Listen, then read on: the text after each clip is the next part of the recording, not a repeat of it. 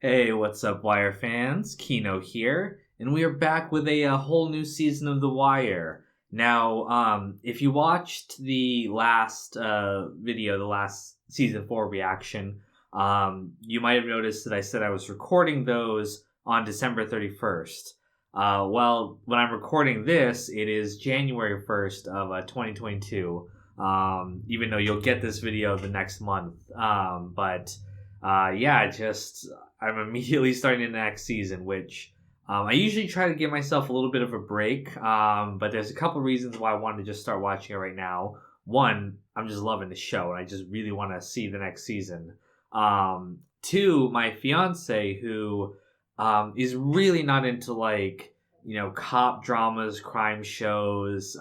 She doesn't like violence, doesn't like that kind of stuff. So usually really not into a show like this. And she was watching it occasionally with me, like an episode here or there, but not really getting into it.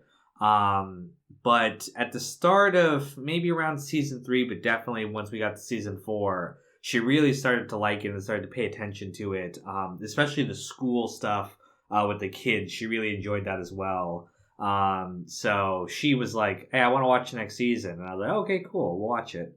And it's a kind of a lazy Saturday right now. We were out last night, kind of drinking and stuff. So just tired, just chilling today, and probably just gonna watch some more Wire.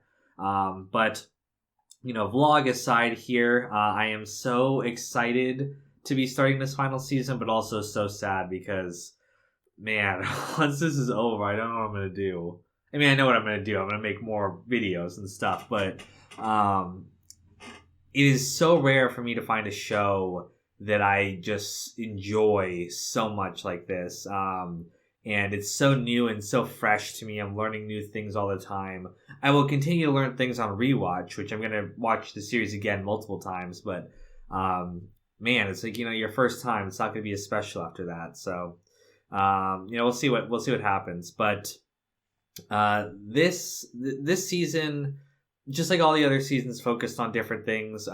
This one adds in the element. I shouldn't say they focus on different things because it always revolves around the investigation. But now we've just added new stuff. And so what the thing that this season adds is the Baltimore Sun, the newspaper. So I think we're gonna be focusing on like news, media, that kind of stuff. I know the creator David Simon was a journalist for a long time, so I gotta imagine, very knowledgeable at this kind of stuff. There's this one character, I don't remember his name. He's like not the boss, but he's like the main one in charge of the floor of investigators. Seems like he really knows what he's doing.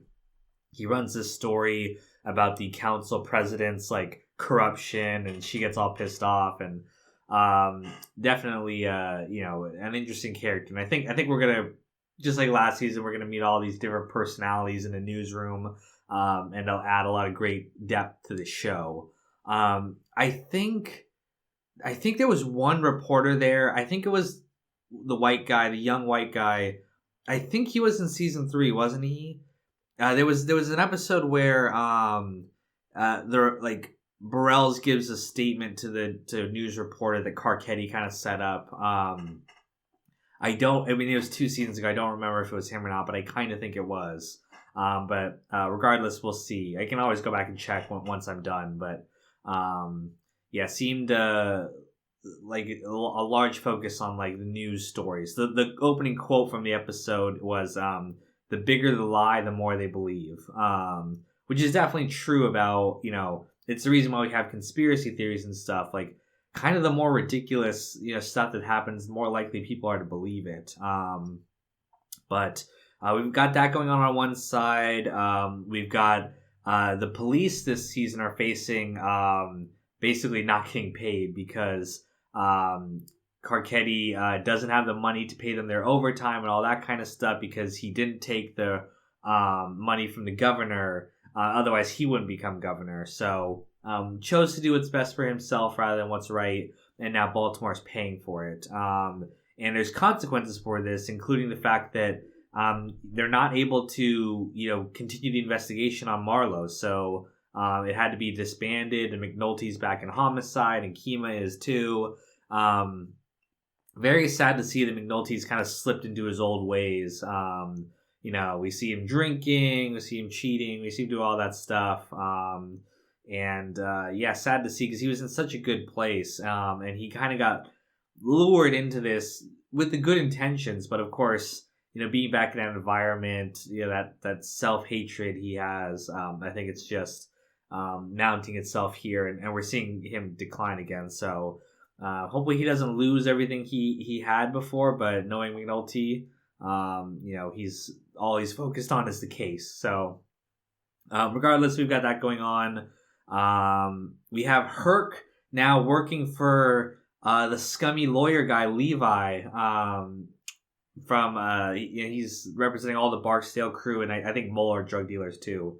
So he got fired as a cop basically, and so now he's being like an investigator for the defense attorneys or whatever. Very scummy thing to do, but it's Herc. It's just who he is. So I wonder. This season's important because they have to wrap up everything that all these characters were going through, and I mean not necessarily because it's like life. Not everyone has like a story arc that wraps up. Like that quote from Christopher from The Sopranos. Where's my arc, Paulie? I'm interested to see how they tie everything together because this is the last one we're gonna get. God, I hope they don't do a reboot or anything, but you never know. But so we have all of that going on. We have a connection to season 2. So people told me the season 2 was gonna come back. So Chris Partlow goes to the courthouse and he gets a picture of the Russian Sergei Molotov, who they were investigating in the second season. And I kind of don't remember what happened to him per se.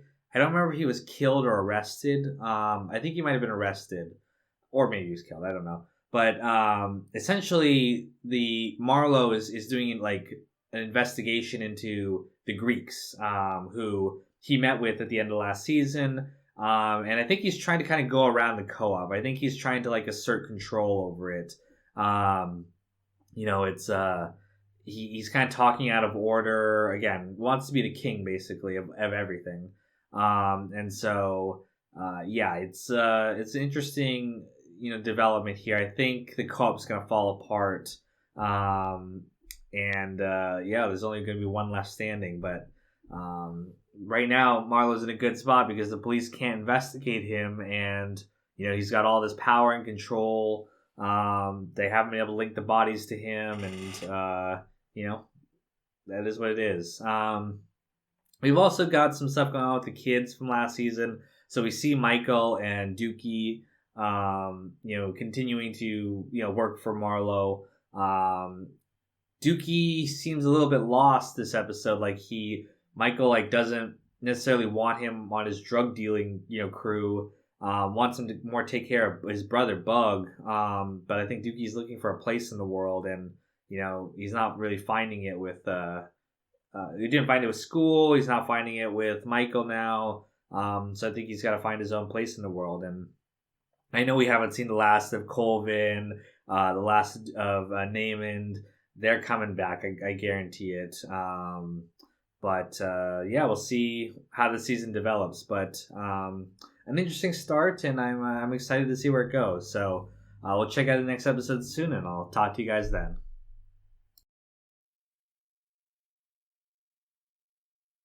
What's up, Wire fans? Kino here, and we're back with another episode. This time we're looking at the second episode of Season 5, Unconfirmed Reports. Now, real big, not twist, but shocking development at the end of this episode, but let's go through this in order. So, first off, we have, the police department continuing to shut down stuff, so they shut down the investigation on Marlowe. They're still not paying anyone. And so basically, they try to give the case to the feds. The feds don't want it, basically because the attorney general's in a beef with Carcetti. And so it's all politics bullshit. But they're really disappointed that they're basically throwing away this investigation. Like Marlowe's being sloppy again just because he knows the cops aren't watching him.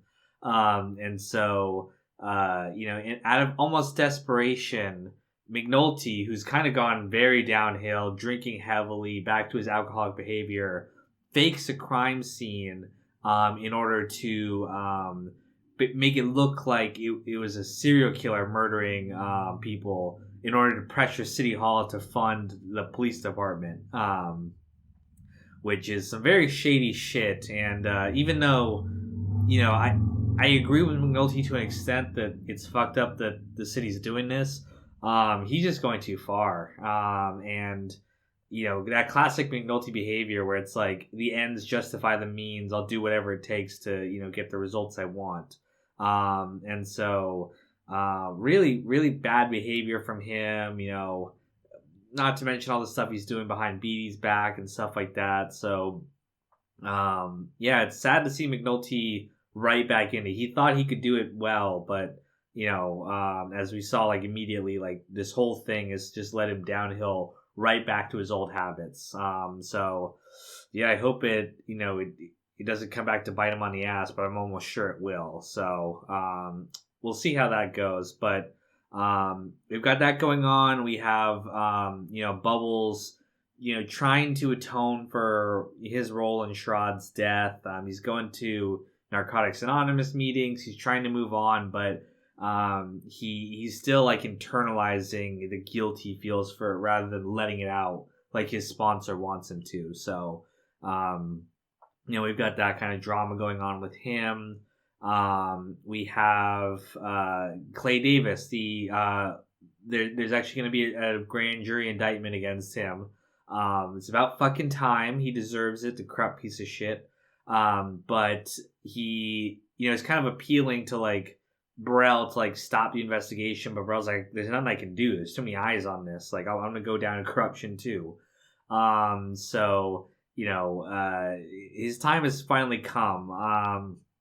I feel like he might find some way to slither out of this, but I'm hoping he goes down. But the question is, how many people will he take down with him?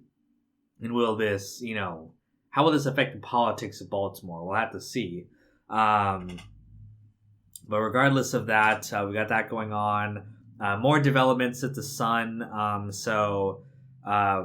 They ran that piece about the presidents of the city council's corruption.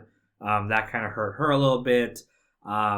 There's I don't know these guys' names, but Gus, I think that's the main reporter we've been following, the manager. I think he gets a story from the white guy, and I think the implication is that the story's not good enough to go out because they don't have the guy. They're running a story about this kid who's in a wheelchair who didn't get didn't get to go to a game.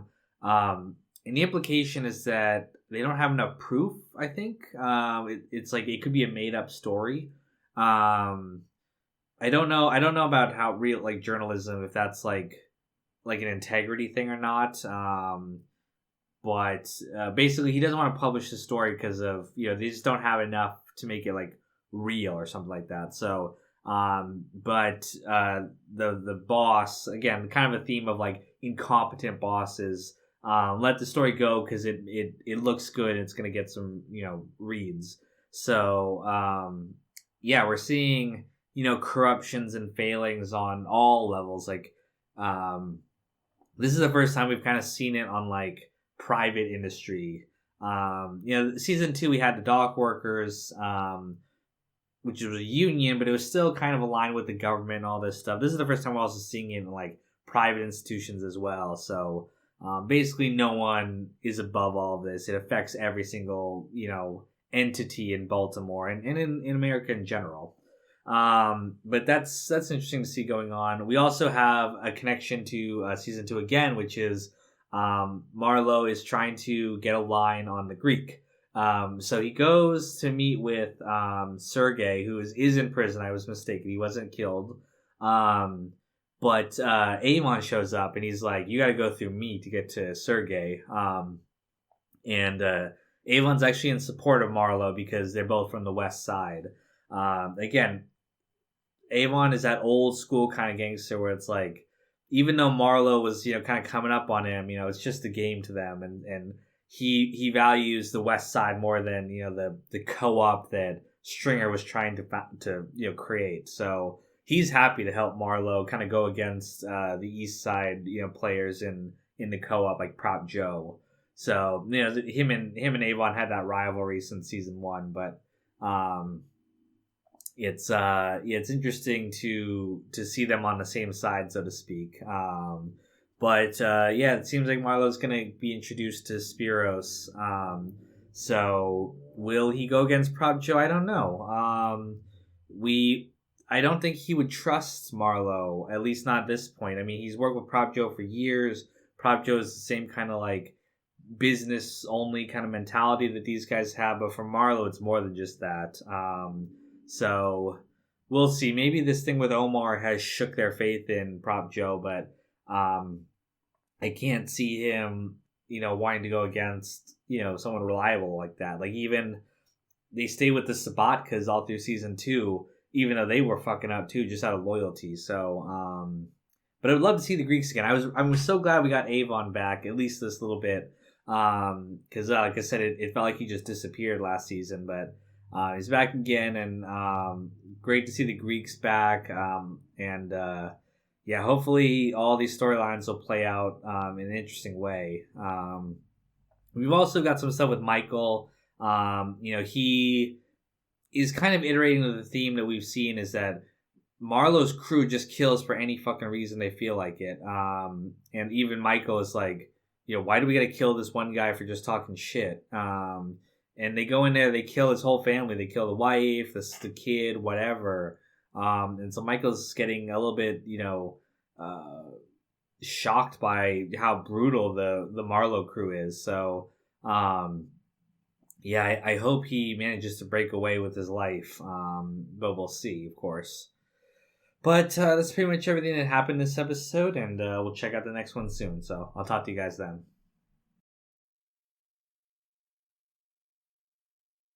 What's up, Wire fans? Back again with another episode.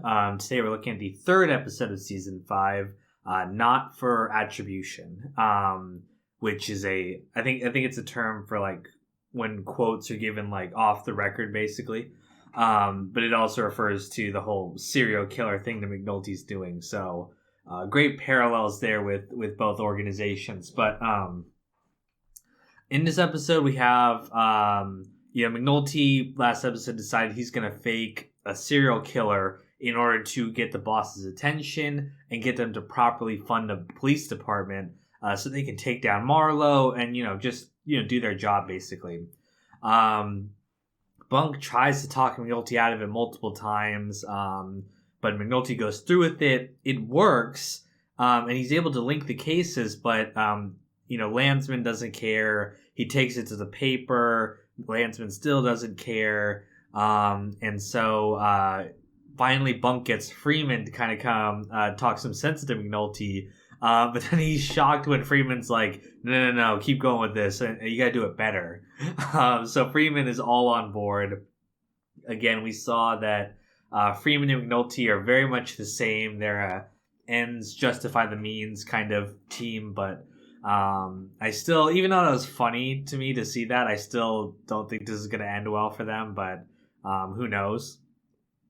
But we have that going on one end.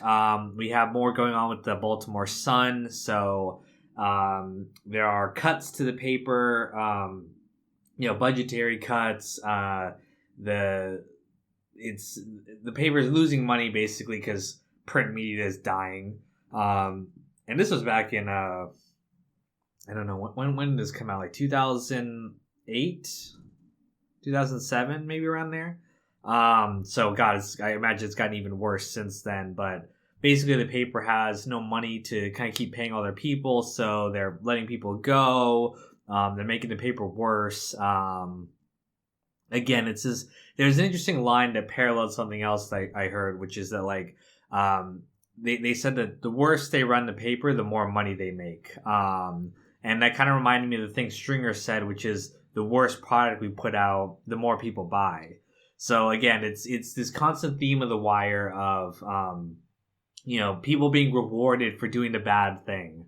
So we're seeing corruption there, or not corruption, but we're seeing inefficiency with the organization, and we're seeing some legit like corruption in this one guy. I don't know his name, but the young white reporter who faked a story before, or at least implied he did. Now we 100% see that he faked a quote for the newspaper. So this is a guy who will do anything to kind of get ahead, basically. So definitely an asshole, and his I love how all the things in the show affect other people without them even knowing it. So this guy doesn't know Daniels. He doesn't know any of these people, but his quote makes Daniels worried because he thinks Burrell's now thinks that he betrayed Burrell's and like gunned for his position. And Burrell's has some dirt on him, and he's worried that Burrell's will leak it in order to save himself. It definitely put him in danger. And it's this crazy thing of like this chain of events. It's an ecosystem where all the things are linked together, even though not all the players like know each other. So really cool to see that. But definitely Daniels is happy about the news that he is going to potentially be commissioner, but worried about what it's going to take and what's going to take out of him. So we got that going on.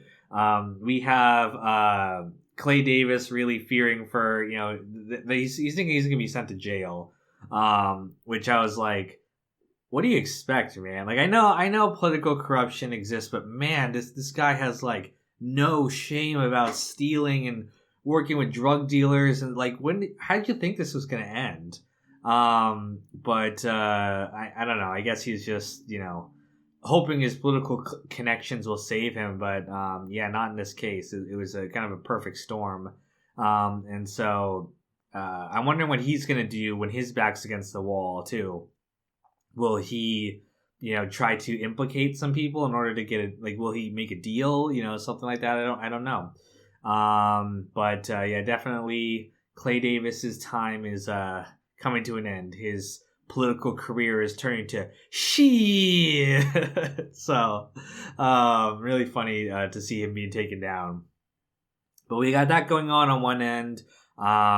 We have Michael and Dookie and Bug. They go to Six Flags, which I'm in California, so I always knew the Six Flags Discovery Kingdom here. I didn't know they had one in I guess Virginia or something like that, but I didn't know they had one over there. So basically they go to that. They have a nice kids day. They're back to being kids a little bit. And he gets in trouble when he comes back for kind of abandoning his duties as a drug dealer. But I'm thinking that like Michael is starting to get a little fed up with this life, and hopefully he'll be able to escape it, because it's definitely a bad situation he's in, and he's realizing that. So I have hopes for this kid to get out, but what's that's blood in, blood out. It's like you can't just leave. And he's a murderer too now, so definitely a hard situation. But so those are the main things pretty much happening this episode, and we'll check out the next one soon. So I'll talk to you guys then.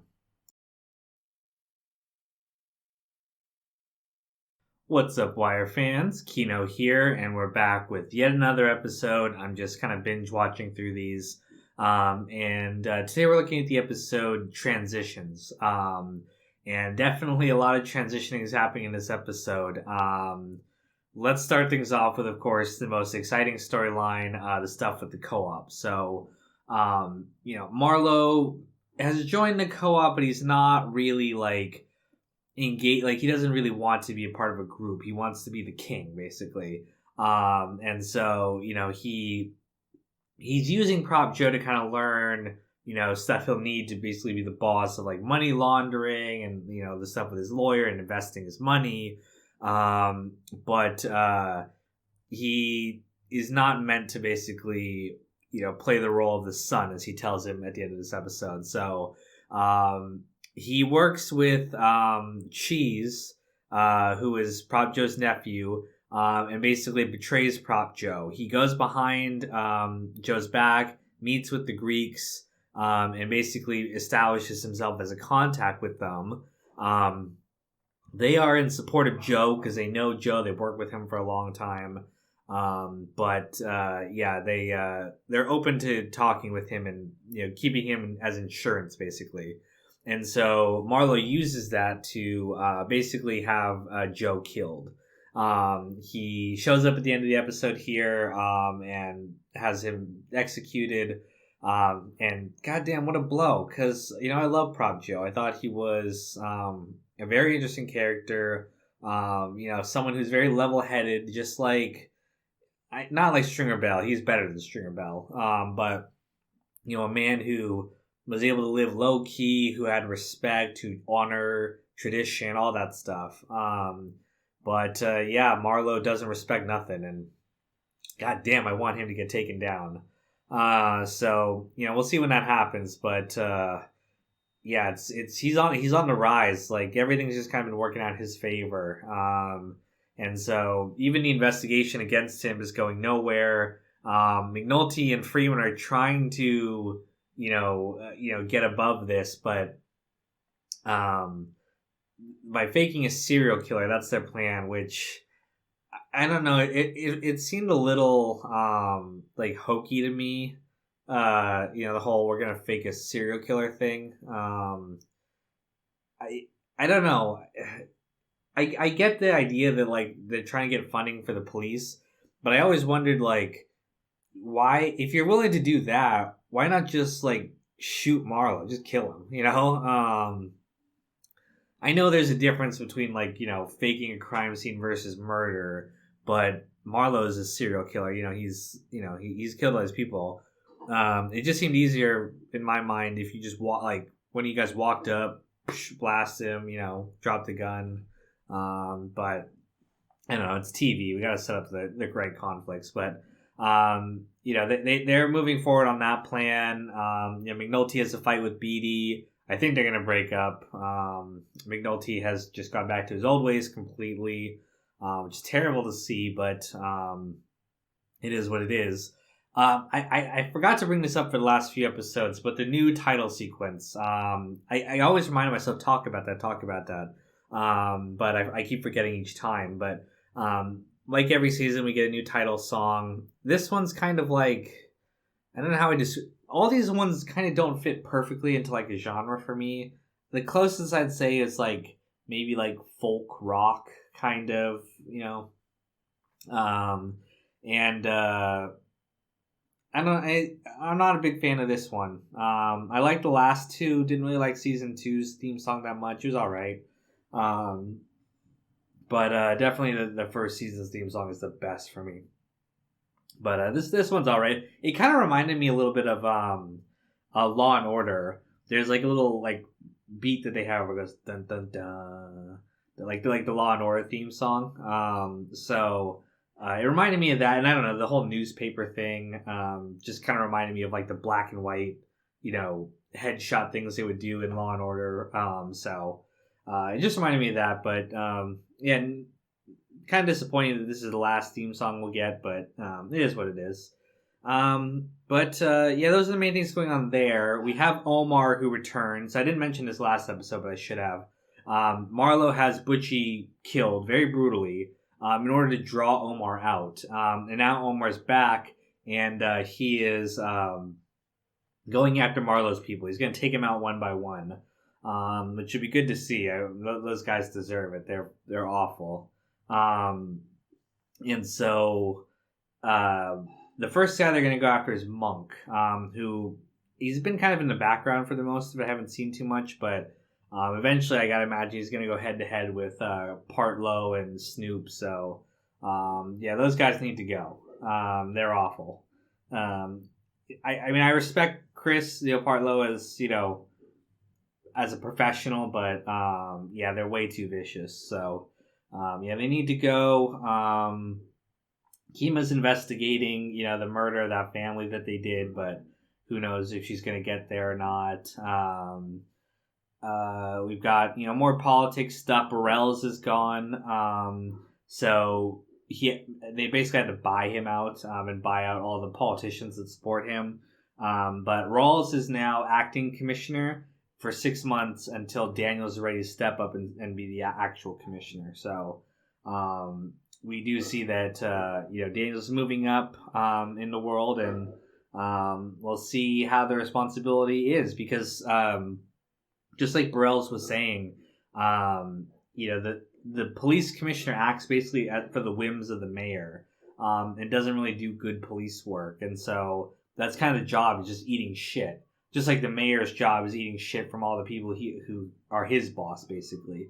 So, I think Daniel's going to get in there and find, just like he's found in a lot of his different positions, that the political realities of his job are much more complex than just doing the right thing. But, maybe the new day that Carcetti promised is going to come, but he's been disappointing for a while now, so we'll see. But yeah, those are the major things going on this episode. We've got Kima kind of reuniting with her son for a little bit, although they're not technically, mother and son anymore. I kind of imagine that it's not her genetic kid. I think they used the wife's egg. I don't know for certain, but I kind of think it's that. It didn't seem like Kima, had an attachment to this kid in like a deep biological way. Everyone, of course, is different. It's not defined what that relationship is, but it just seemed to me that she wasn't super concerned about being a mother to this kid, which if it was directly her blood, I think she would have been more so, but I don't know, maybe that's just me. But even still, she was this kid's mother in their relationship for a while before she kind of did a McNulty and fucked off. So it's cool to see her reuniting even just a little bit. And McNulty always tried to be a good father to his kid too, so kind of a parallel there. But that really is the episode. So thank you guys so much for watching. We'll check out the next one soon.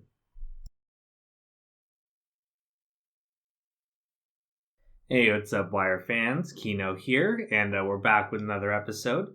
And today we're looking at the episode React Quotes. Now, this episode, we see the continued development of the serial killer plotline, with McNulty and Freeman continuing to double down on this and try to get some traction. Unfortunately, all they managed to get with their fake serial killer story is approval for 2 detectives to have unlimited overtime. And unfortunately, the detective they assigned is Kima, who is working a real case. And so all they've done is actually take resources away from real investigations, which is not good, of course. But they decide to continue to go forward with this, and as part of this, they want to set up a fake wiretap. So the wiretap will be for the serial killer, but in reality, they're going to be tracking Marlo Stanfield. And so they plan on calling, doing a fake call from the killer, but the guy from the reporting, the reporter who fakes all his stories, basically, he fakes it for them, and he calls himself and pretends to be the killer. And McNulty kind of seizes the opportunity, and so he runs with this, and basically they do it where they set up a fake wiretap, they disconnect it so they'll never get anything on the killer, and then they get it. They set up the wiretap on Marlo, but at the end of the episode, I couldn't tell exactly what was happening. There's something weird that happens with the wiretap. I think that's he's getting a text message. That's what my fiance said. So she's actually kind of picking up on things that I didn't get at first. I was like, what's happening? But I think it's now a text message that Marlo is sending out. We saw that in season 2, the text message things, and I don't quite remember how they solved it. But it's 2008 when this came out. I kind of thought that they understood text message technology at that point, but apparently not. Yeah, they're still figuring out new technologies, which it's weird like looking back today to be like text messaging is such a new thing, but even computers were for these guys, which is pretty funny. But regardless, so they're continuing on with that. They're gonna get in trouble. I know it. There's no way this ends well for them. They're gonna get caught, and God knows what's only gonna happen to them. But for wasting all these resources, but hopefully they're able to get something on Marlowe at least. Beatty's almost about to break up with McNulty. He kind of deserves it for what he's been doing. God, I mean, he gets a talk from his ex-wife being like, you need to stop this. You got a good thing going with this woman, but yeah, I don't know. It's just he gets so obsessive about these people, and Freeman's is the same thing, but Freeman doesn't have anything in his life, so it's like he's willing to risk this all. But we'll see where they go with this. But that's one end of the story. Another end is we have Omar going after Marlowe's lieutenant Monk. Him and this other guy break in to his place, but Chris Partlow and Snoop are waiting there for them. And they get into this big shootout. They kill Omar's partner, and Omar's forced to hop out and flee. So again, we've seen that Omar is not invincible. Like he missed his shot on Avon Barksdale. He's been messed up before. I'm wondering how he got out. I think he probably went over and went to the balcony underneath. Probably, I imagine that's what happened. But we'll have to see. Because that was like the fourth story. I feel like he would have broken his leg jumping that far. So he's running out of allies here. He doesn't really have anyone anymore. But I really wanted to take down the Stanfield crew. We'll have to see. But yeah, those are the main things happening. Clay Davis, is the indictment goes public against him. He defends himself in public. He was thinking about ratting on everyone, but they basically warned him, like, if you rat on us, we're going to shut you out next year. And then the idea is that, like, even if he gets prosecuted or whatever, he can recover from this and still have a job. It's crazy to think that, you could get convicted of corruption and still have a job, but I guess that's politics. And when you look at some of the politicians we've had, it's definitely not unreasonable to think that, especially for a local politician where there's not like national coverage, that they could somehow manage to recover from this. So definitely, the political situation in Baltimore is messed up. Freeman and Daniels have this, heated conversation about, what it means to, the Stanfield investigation. They both are yelling at each other. And there's just nothing really Daniels can do at this point. He's talked to the mayor, but the mayor has no resources to give. How they got the actual number was cool. It was from Herc. He got it from Levi's little desk. So we can see that at his heart, he's still a cop. Marlowe was kind of the reason he got fired. Well, it was his own stupid decision to, use that camera, but he's doing what he can, and he's also making up for what happened to Randy. We've also had some stuff with Dookie this episode. He's trying to find, his place, where he belongs. He's too weak for the street. He can't shoot. He can't fight. He doesn't want to be Michael's, just housekeeper or whatever. And so he wants to find his own way. And I think his own way is like technology. I think it's computers and stuff. He seemed to be good at that. He could be, this is 2008. They didn't really have like boot camps and stuff for him to learn coding or whatever, but I'm sure he could, learn about computers and maybe work IT or something, So we'll see where they go with that, but he's definitely a bright kid, and I hope he has a good future ahead of him. But we're coming up on around halfway, I think, this season. This season only has 10 episodes, which is really short. I wonder what happened if they... I know HBO kind of does that. They did the same thing with Boardwalk Empire, where the last season was kind of rushed. Rome was the same way. you'd think that they would give this show everything it's got, but coming up on the halfway, and I don't know, it kind of feels a little rushed this season. Things are just happening, and I don't know, when we come off the amazing season that was season 4, it just felt so rich, so much happening. I had 13 episodes, more than usual. But for them to kind of shortchange the final season here is a little disappointing. I mean, I don't know how the back half of the season is going to be. But we've seen like a total regression of McNulty. Kind of no real police work going on this season. The news stuff so far has been, it's been all right, but kind of just, we're just like, what's happening? There's one guy who's faking his stories, and we're not getting like the kind of profound impact that the school. We saw that in season 4 with the school system, like how it affected in the problems it has. Whereas the newsroom in this season has been just kind of we see the problems they have, but we're not seeing the impact it has on the city. I think we're going to. I think one of the themes is going to be how the media like affects everything. We've seen little bits here and there, but and I don't know, just less characters. It feels like without the kids we had last season. I know we still have some of them still, but I don't know. Just the season has not kind of popped for me the way I would hope a final season has for other people or other shows. I mean, so we'll see if it picks up, and we'll watch the next one soon. So I'll talk to you guys later, and we'll check that out.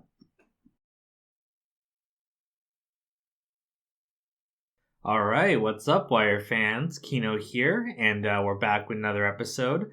This time we're looking at the episode, the Dickensian aspect. Now, this episode deals with homelessness. That's a central focus, as the fake serial killer that they're pursuing is killing homeless people. And Carcetti figures out a way basically to kind of spin this as like a homelessness issue and to use it against the Republican governor he's planning on running against. So in some ways this has actually benefited him and his campaign. Again, a completely fake thing that has managed to help him gain political power, just like how he got elected too. The stray round that killed the witness. Again, it seems like it's working out in his favor. But we have that going on. The police figure out that Marlowe is not texting or making phone calls. He's sending photographs, some kind of code, and they don't have the technology to read photographs. But they come with a plan to basically kidnap a homeless person, and the idea is that the serial killer they invented is going to be only sending photographs, and so they want to basically use it as a way to get a tool that will allow them to intercept these photos, so they can use it against Marlowe. So, God, getting more and more like outlandish by the episode here of how far they're taking this serial killer plot line, but we're seeing the consequences, but we're seeing that like even McNulty at this point is kind of being like, how far are we going? When he drops the homeless person off at a homeless shelter in another state, not the worst thing for this person. I mean, he's in a place that's going to take care of him, but just the idea of like using him, just like kind of Carcetti's using the homelessness issue for himself rather than actually taking care of these people. We see that that has some moral consequences for McNulty, and even he's feeling a little guilty by the end of this episode. But we have that going on. We have some real police work happening with Bunk.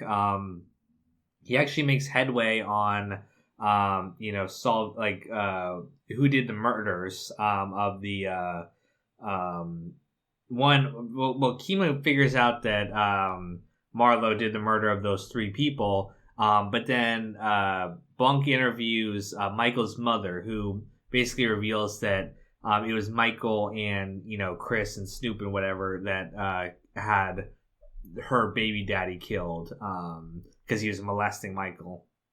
So he's gathered some valuable information here, and Chris actually beat this person down with his, gun and fist, so he might have gotten some of his blood on the scene too. But unfortunately, McNulty's serial killer thing is taking up all their resources, so he's not able to move forward with it yet. So again, this whole serial killer idea is so convoluted, and it's taking actual resource away from the police. There's just no way this is gonna work well for anyone. And it's kind of pushing my suspension of disbelief.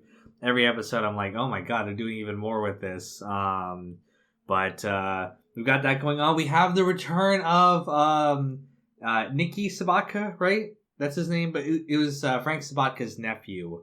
Nicky, Nico, as the Greeks called him. So he's back, and he kind of heckles the waterfront property when they unveil it to everyone. I thought he was in witness protection, but maybe that ended. The Greeks are gone. That was like, I don't know, 5 years ago at this point, maybe. So definitely time has moved on, but he's returned and those guys are back. Again, peripheral connections to the second season, but not a direct connection yet. But we'll see if they develop that. I would love to see them develop that because it would give it a nice kind of bookend to the. And my camera's, of course, getting blurry again, but whatever. But I would love to see more of that connection to season 2, because season 2 really is kind of the odd man season so far of connecting to the main story. Although, like I said, the themes of that season were still great and in line with the show. But we've got all that going on. We have some stuff going on with Marlowe. So he basically takes over the whole co-op. He declares that he's the one who's going to be supplying the drugs from now on. He disbands the meetings and everything like that. And it's basically a coup. He's taken over and declared himself basically the king of Baltimore. And people just kind of let this happen. They don't really have the power to stop him.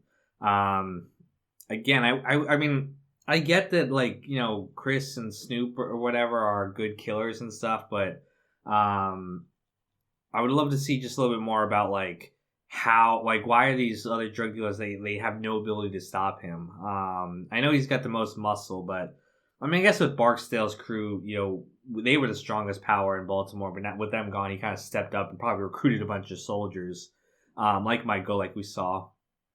But yeah, he's effectively taking control of the drug market, which has Omar coming after him as well. He's obviously, pissed off about what happened.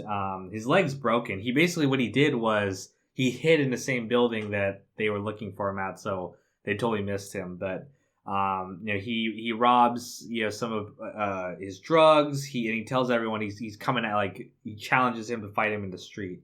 And so it definitely seems like Omar is a little desperate at this point. He's weakened, he's hurt physically, and his only kind of move is like destruction. So he has no real allies anymore. They're all gone. And he's going after Marlowe alone. So hopefully he can find some way to get at him, indirectly, because in a one-on-one fight, I just don't think. I think his guys are too good, Chris and Snoop and those guys. So hoping he'll find a way at him, though, because like I said, I really want to see Marlowe taken down. But those are the main things happening this episode. More political stuff. The DA's office has figured out they had a leak. That's how Prop Joe was getting all that information about trials and indictments and all of that. So I'm sure that's going to factor into things too here. But yeah, that pretty much is the episode. We are on the tail end here of the season. This is like the 6th episode out of 10. So we're coming up here. The storyline has to kind of come together. So I imagine these next few episodes are going to be pretty interesting. But of course, it's going to be sad when we're done. But we'll have a lot more content to discuss once I have the whole series in mind and able to look at it. But I really have high hopes for these last few episodes that they really bring things together in a meaningful way and help the show live up to the hype that it's set for itself so far. So explore that more in future episodes. But I'll talk to you guys soon.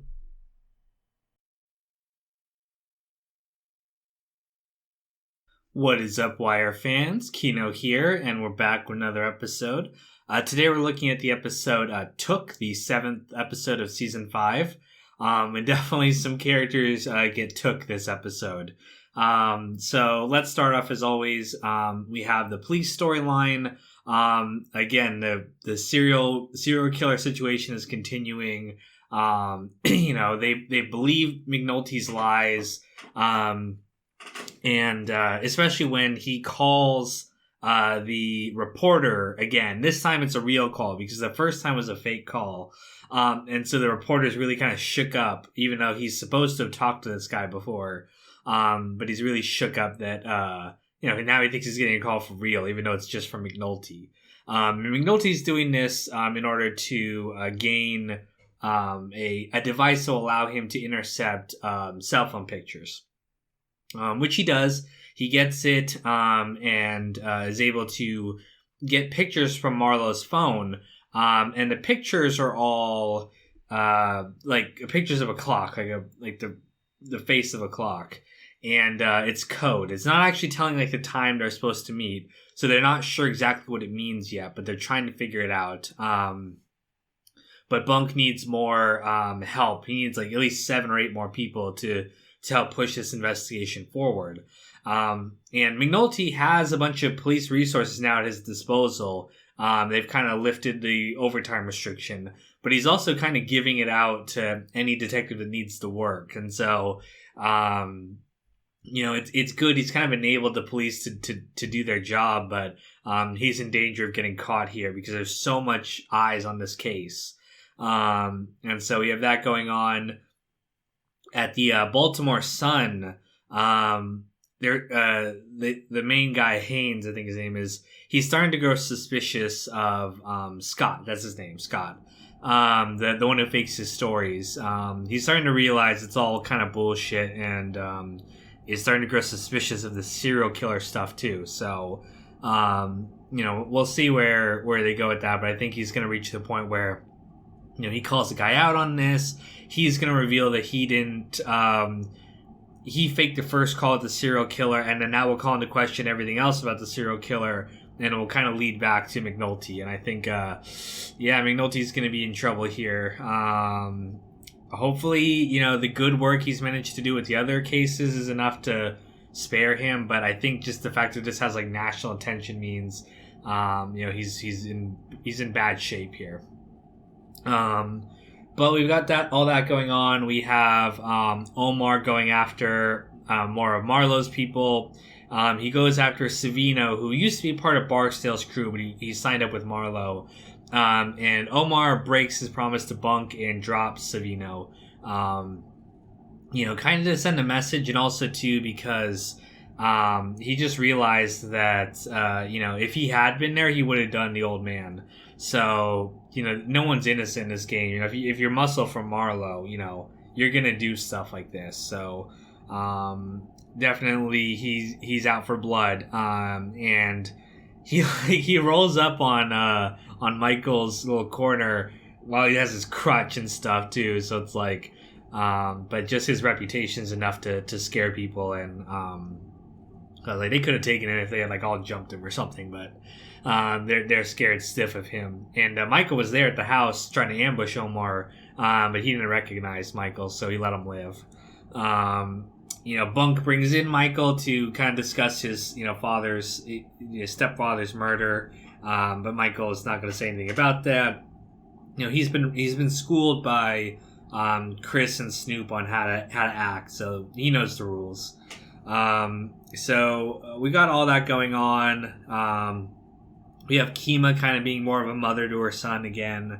And they have this really funny scene at the end of the episode where they're saying like, good night moon, but they're doing it to like all the drug addicts and hoppers and stuff in Baltimore, which is pretty funny to see. I forgot, in this episode, when Haynes goes to the bar, he meets with Mello, the commander of Western, and he meets some other people there too, but he at the bar there is a guy there played by Richard Belzer, and I think that's John Munch, who I know him from Law and Order SVU, but I know he was a character on Homicide: Life on the Street, which was David Simon's first show, I think, and was also set in Baltimore.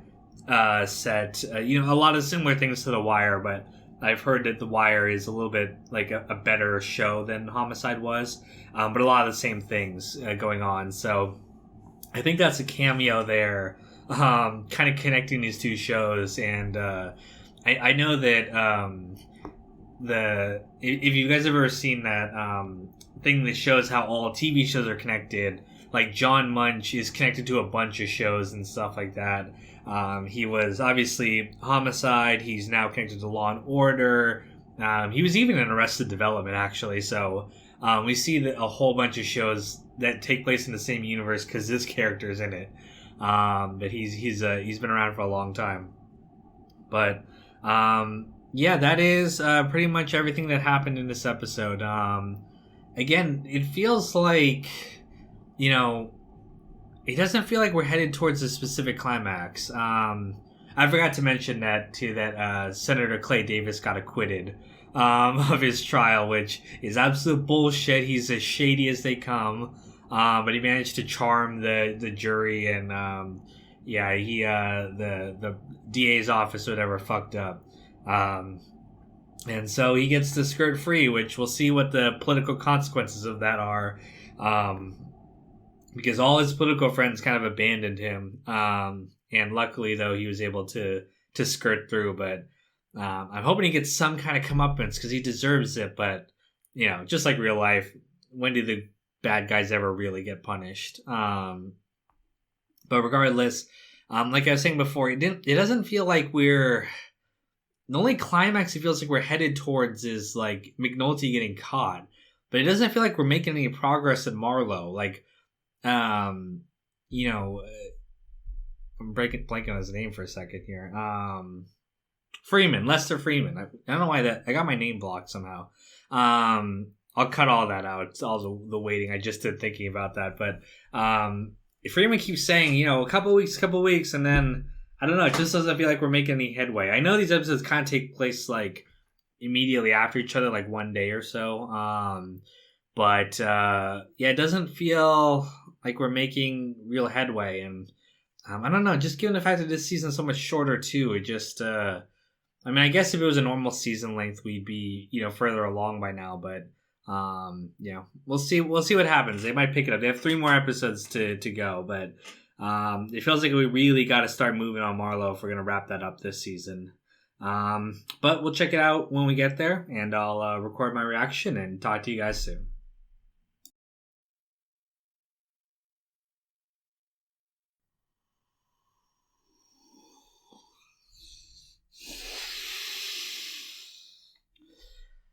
Fuck this show.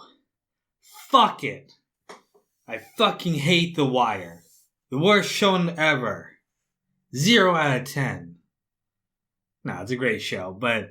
fuck, seriously. Omar's dead.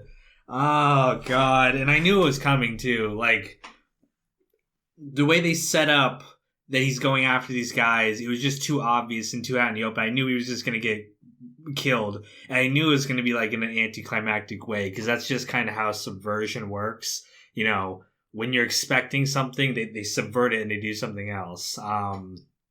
But man, oh man, to see him just dead like that. And at the end, there's a scene at the very end of the episode where the Emmy's like unwrapping the bodies or whatever, and he gets to Omar's body and unwraps it, and it's this white guy, and you're thinking for a second like, oh my god, Omar's like he's alive. It's like a Sherlock Holmes kind of thing, and then no, he just switched it. Like the name tags got switched. It was almost like a fuck you to the audience to be like, oh, you thought he was still gonna be alive? Well, sucks. Yeah, we just fucked you over on that one. I don't know. Maybe there's something else. Maybe he is still alive. I'm missing something, but I don't think so. I think he's dead. God damn it. I know it's The Wire. I know it subverts stuff. It's realistic. It's not about, not everyone gets this like really exciting dramatic arc or whatever, but just to get blown up like that is, oh my God. I don't even remember what else happened this episode. It just pissed me off so much. I know what I think it's gonna be is like he's gonna get to Marlowe through the fact that his death gives them the information that they need to kind of take him down. But yeah, man, fuck, that sucks. Oh, I don't know. They're gonna. He was like the heart and soul of this show, so I think they're gonna have some kind of like, payoff for him eventually. Like, I don't know. There'll be someone kind of taking up the mantle of Omar at the end of probably like the last scene of the show. That's what I'm guessing. I'm calling it right now. I think the last scene of the show is going to be someone doing the whistle, but it's a new person taking over as Omar. We'll see. I don't know, but that they're going to give some kind of tribute to him as a character. I'm almost sure they will. But yeah, like I said, I don't even know what happened this episode. I don't really care. More politics bullshit with Carcetti. He's on his way to governorships, probably gonna win. He's making a big deal out of the homeless, but he doesn't actually give a shit about the homeless, of course, like all politicians. Kima's aware of the serial killer case. Like, I'm bored even like explaining this plot to you as I'm saying it, just because that Omar thing is in my mind. The investigation, I mean, they broke the code, and I guess that's good. But again, I just it doesn't feel like we're close to the end of the investigation yet. I know they keep saying it, but it doesn't feel that way.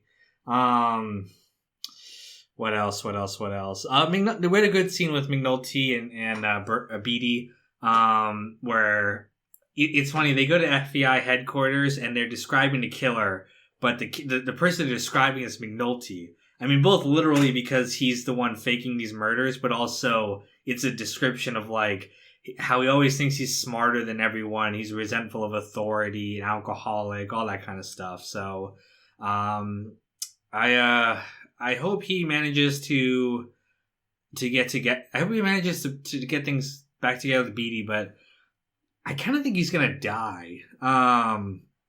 Just the way that she was like describing his wake, and it made me think of all those police wakes, and I kind of feel like for a guy like him, he's gonna get himself killed, or maybe arrested because of the serial killer thing. But I kind of feel like, I don't know, it's just the way she was talking about it just made it seem like, we're setting up that he's gonna have that police wake type of deal, and we are gonna see all the people who cared about him. But I don't know, we'll see. But I do think it's not gonna end well for him. They're gonna move on. They have DNA that proves Chris murdered that guy, so he's going down. It's just a matter of will they be able to use this to get Marlowe, and I fucking hope so. We need to tie it back to the Greeks more. We didn't really see them. Maybe they'll get the Greeks. They have a line on the code, so they might be able to find where they get the drugs, but we'll see. I know this is short. I don't have anything else to say. Oh, Omar, buddy, you were so great. Kind of, if I want to be honest about Omar, he was the one element that was a little bit too, like, television. He was too, like, comic booky, like, too invincible. I guess that's why they felt they needed to just kill him anticlimactically, but, yeah, he was the one element of the show where I was like, okay, this doesn't feel like it was real. Like, they might have based him on someone who was real, but it just felt like he was just too in it, you know? But I don't really have anything else to talk about. I'm kind of done here. I'm gonna finish this the series, but right now. But yeah, I don't got anything else to say. So I'll talk to you guys later. And we'll watch the next episode.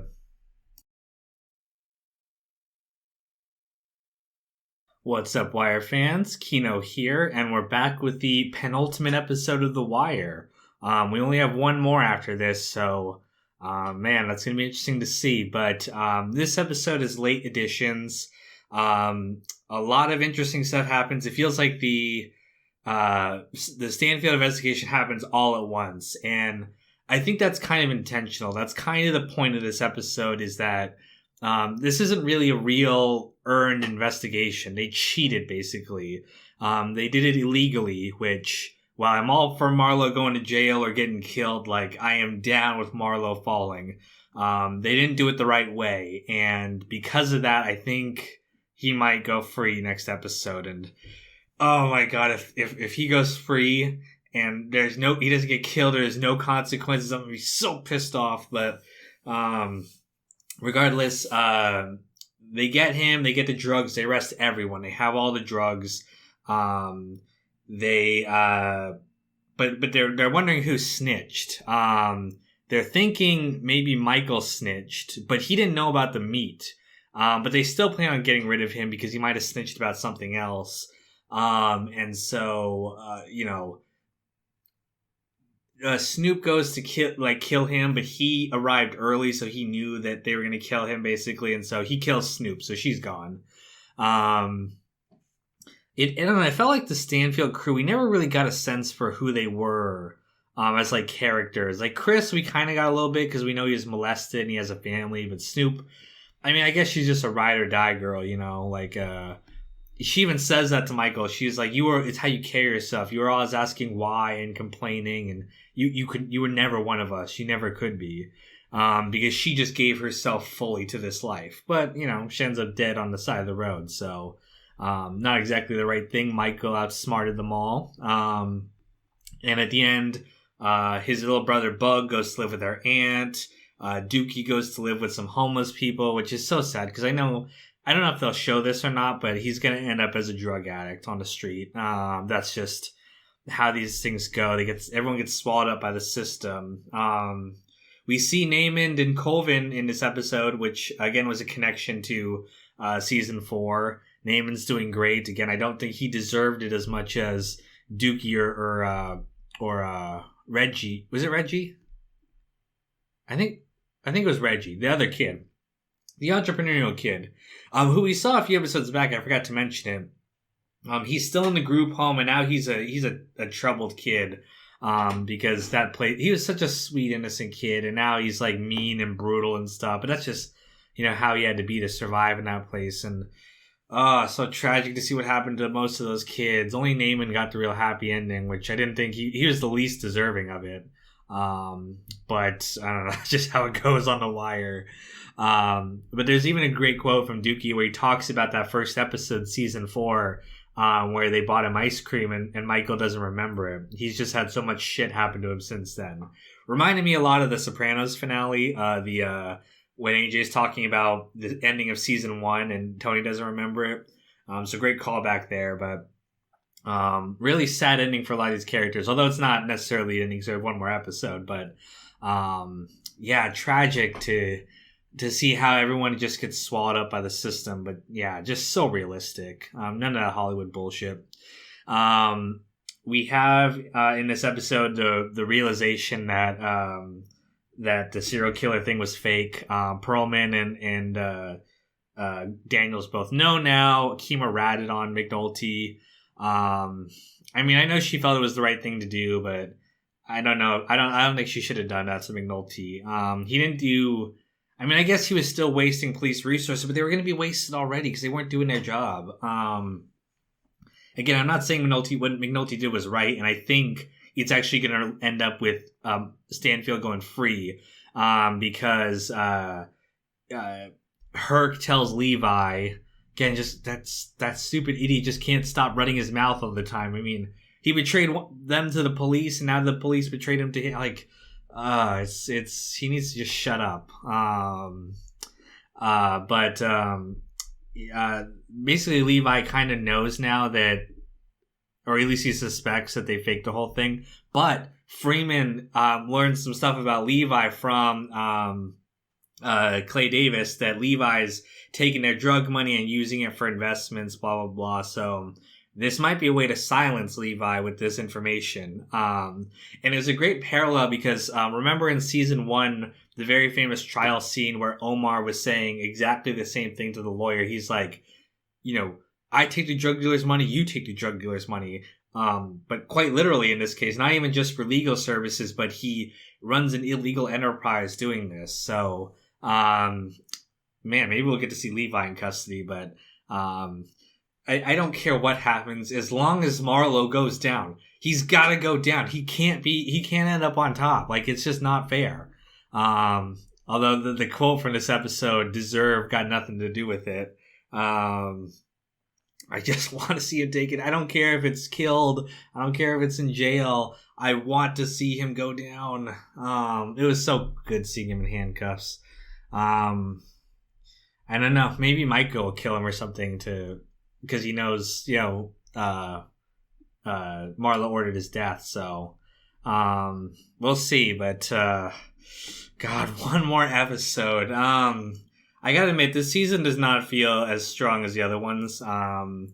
It's kind of sad that it's pittering out for me like this rather than, being like, oh my God, so great. There are still great moments, don't get me wrong, but, man, if season 4 had been the finale, I would have been like, oh my God, this is the greatest show in the world. And I know we get a technical connection to season 2. With the Greek crew, but God, we still gotta wrap them up too. So I wonder what's gonna happen with them. I don't know. I think I'm gonna cut this one short just so I can jump ahead to go watch the next episode. But we'll be back and then we'll have our final thoughts for the series. So that's gonna be a long one. Stay tuned for that. So I'll talk to you guys soon.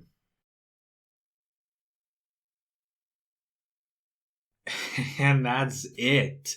That is the last episode of The Wire ever. Although I know there is a Corner, A Year in the Streets, I think it's called, which is a similar kind of story. And there's also Homicide: Life on the Streets. But those are definitely different stories, and they're not The Wire, which, I'm done with. One of the best shows of all time. It's an incredible feeling, and it's also very sad to be done. Although in some ways we're not done. So let's quickly get the story out of the way, because that's honestly the least important thing about this show. So there were no consequences to McNulty. Basically they forced him to keep quiet.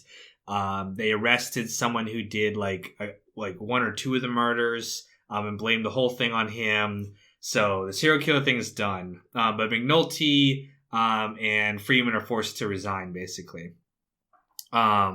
So we see that there were no consequences for him.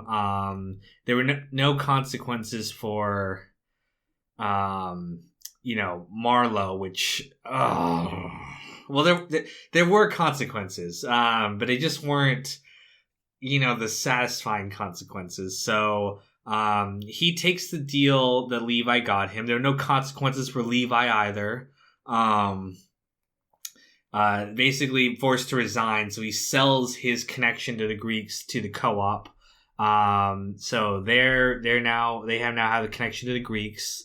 And he retires to be life as a businessman, but he doesn't like it. So he leaves the businessman party, whatever, goes back onto the street, gets into a fight, and I think the implication at the end is that he's going to just take back his street corners and rise to the top again. But it's left ambiguous. We don't know.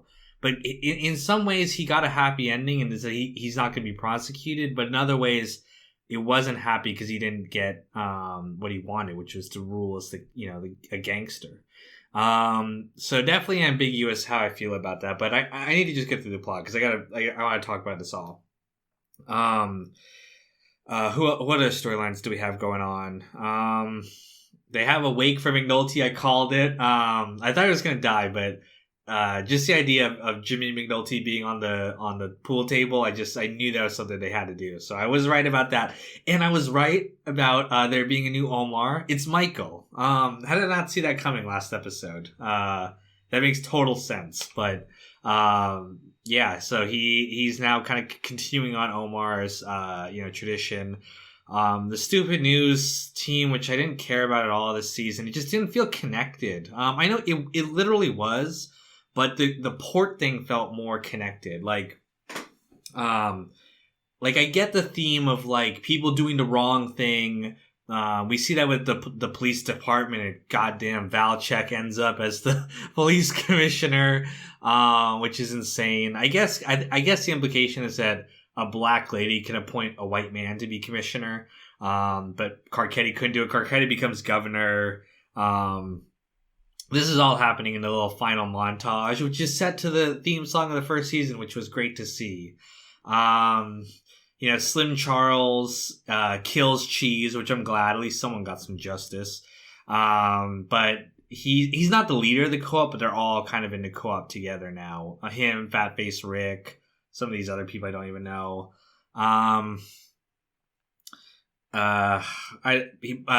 McNulty goes and gets the homeless guy, brings him back. Don't know if that's I don't know. That doesn't seem like the thing I wanted to end the last scene on of the show. It just didn't seem, that relevant to the overall theme of the show. I don't know. Let me just get through the plot. So, we have the ending montage. What else happens? Basically, the point of the ending montage is that life continues in Baltimore. Daniel's forced to resign and Perlman becomes a judge. Cool, whatever. Essentially, what we're seeing in the ending montage here is that life's going to continue to go on. It reminded me of the Sopranos ending where when the song "Don't Stop Believin'" plays, there's that lyric that goes, "The story never ends; it goes on and on and on and on." This is a story about Baltimore, and so just like anything else, there's not like a narrative that happens within a city, right? Stuff happens, life keeps going on. There's going to continue to be drug dealers in Baltimore, even to this day, I imagine. There's still going to be problems with people. People get chewed up by the system. People escape the system. People benefit from the system and use it to rise to the top. People get killed. People find love. People find loss. Dookie becomes a drug addict, which, God, I was so sad about that. That bothered me so much more than even Randy's thing did. I felt bad for Randy because I really liked him. He's a great kid, but Dookie was always so abused and weak, and he ends up in this horrible place, kind of like Bubs. A good kid who just went wrong. Horrible to see that. It really bummed me out. All the other stuff I could live with. Even I was saying shit about Marla needed to be punished. Even I can live with that. But the Dookie thing just bums me out. It makes me so sad. But that's life. I mean, you can't expect that. I mean, the majority of the people who get chewed up by the system are going to, wind up in a bad place. Okay, so we've gone through the plot. What am I thinking about the show now as a whole? It's fantastic. What am I going to say? It's an incredible TV show. One of the best I've ever seen. So realistic, defying, giving you a satisfying ending, defying even storytelling tropes. As a whole, this show is just fantastic. On a per season basis, I was disappointed a little bit in season 5. It felt rushed. Why did we only get 10 episodes? I know this one was like a little bit longer, but why only 10? Why not 13? Why not more? Season 6 of The Sopranos gave us 21. I know it's technically 2 seasons, but why no season 6 of The Wire? I mean, I'm glad 5. That's a good number, but I don't know. I just would have loved to explore this more. Like I said, the newsroom plot was not interesting. Not even in the same way that like the season 2 Doc plot was uninteresting to some people. It didn't feel connected to me in a way that it should have been, but it was very thematically like it was powerful. Like the urban decay, the loss of the unions, Sabatka's speech about, we used to make shit here. Now we just take money out of each other's pockets. That was so powerful. But the newsroom stuff just didn't feel that way to me. It was so... I don't want to use the word slow because that implies being slow is a bad thing, and it's not. But literally, the whole season of the newsroom was like this one guy being like, I wonder if Scott's faking his stories. And I'm like, he is. And who cares? We're not really shown the consequences. I mean, okay, yes, we are shown the consequences of lies. That's Daniels' whole thing. So I get the thematic connection, but I just would have loved to see that him winning a Pulitzer comes at the cost of something else. We don't get that. We don't see how him lying about his stories really hurts people. We see how McNulty lying about his stuff kind of causes more deaths. So that is connected. But the newsroom stuff doesn't have like a punch like that where it's like, oh, because of his story. I mean, maybe you can say the homeless guy who killed those people was like a copycat, but that's not really on the newsroom for faking it. He was on McNulty for faking it. And he intentionally spread the story. So in the ending montage there, Scott, whatever, wins. And he's such a boring character too. Like, we're not ever shown, like, he's not even villainous in the way that, like, you know, Marlowe or even someone like Valchek is like, oh, okay, I get you're like an asshole-ish character. He just seemed like a boring, generic white dude who was just like hands in my pocket and I'm faking a story. Who cares? Yeah, you know. He wanted to move on and he was an asshole, which we see that all the time at the show, right? People, like, that's Daniels' whole speech of, like, lieutenants wanting to become majors, majors wanting to become colonels, but, yeah, it didn't seem, I don't know, he just was not threatening in any kind of way to me where it was like, oh, okay, you're a bad guy, which I'm not saying I need a simplistic story like that, but he just felt bland. I know David Simon was a reporter for The Sun, and what I kind of feel like was this story is something that like happened to him there, and he wanted to make it in. But yeah, I mean, I like the good editor guy. What's his name? So I can't remember these guys' names. The editor girl who gets shipped out, like she had like 2 or 3 scenes this season. I didn't care that much. She didn't really do anything. So I'm not caring that she got shipped out to the country and got a shit job. In the same way that, like, I cared that McNulty got shipped out in the first season. I know, you know, not everyone can be McNulty, but yeah, this newsroom storyline just seemed weak to me. It didn't. If we'd had more time and we could flesh out these characters more, get to learn their background, just like we did with the kids in season 4, I would have loved it. But yeah, unfortunately, the season kind of pittered out for me. The ending montage was great, but like I said, also the idea of ending it on a scene of McNulty taking a homeless guy back to Baltimore. He's like, yeah, let's go home. And I get that, like, home, Baltimore, we're supposed to feel like Baltimore's our home now.